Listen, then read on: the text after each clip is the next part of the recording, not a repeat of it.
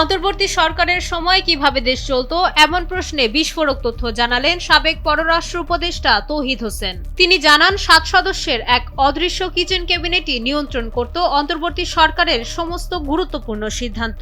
তার এমন মন্তব্য রাজনৈতিক অঙ্গনে এখন আলোচনার কেন্দ্রে। যমুনা টেলিভিশনকে দেওয়া এক একান্ত সাক্ষাৎকারে অন্তর্বর্তী সরকারের অন্দরের এই গোপন ক্ষমতার কথা ফাঁস করেন তৌহিদ হোসেন। তিনি জানান, এই কিচেন ক্যাবিনেটের সদস্যরা প্রতি মঙ্গলবার নিয়মিত গোপন বৈঠকে বসতেন এবং সরকারের বড় বড় সিদ্ধান্তগুলো তারাই চূড়ান্ত করতেন। তৌহিদ হোসেন জানান, সরকারের ভেতরে যে এরকম একটা গ্রুপ নিয়মিত বিরতিতে বসে কলকাঠি নাড়ছে তা প্রথমে জানতেনই না তিনি। পরে রাষ্ট্রীয় অতিথি ভবন যমুনায় এক বৈঠকে যোগ দিয়ে বিষয়টি তার কাছে পরিষ্কার হয়। সাবেক এই উপদেষ্টার দাবি, সিদ্ধান্ত নেওয়া এই ব্যক্তিদের রাষ্ট্র পরিচালনার কোনো অভিজ্ঞতাই ছিল না। তারপরও উচ্চ পর্যায়ের আশীর্বাদে তাদের মতামতকে অন্ধের মতো গুরুত্ব দেওয়া হতো।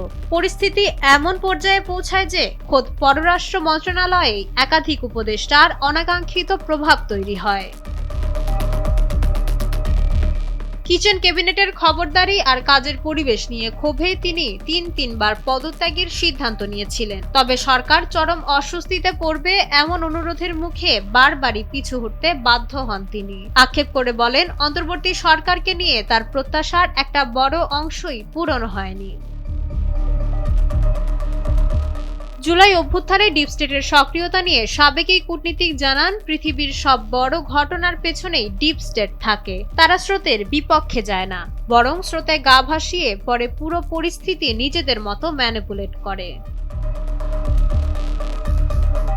নির্বাচনের মাত্র ৩ দিন আগে যুক্তরাষ্ট্রের সঙ্গে হওয়া বিতর্কিত বাণিজ্য চুক্তির সাথে পররাষ্ট্র মন্ত্রণালয়ের কোনো সম্পৃক্ততাই ছিল না বলে জানান তিনি। তৌহিদ হোসেন বলেন, বাণিজ্য মন্ত্রণালয় এবং জাতীয় নিরাপত্তা উপদেষ্টা মিলে কোনো এক অদৃশ্য বাধ্যবাধকতার কারণে তড়িঘড়ি করে এই চুক্তি সই করেছে, যা আসলে নির্বাচিত সরকারের ওপরই ছেড়ে দেওয়া উচিত ছিল।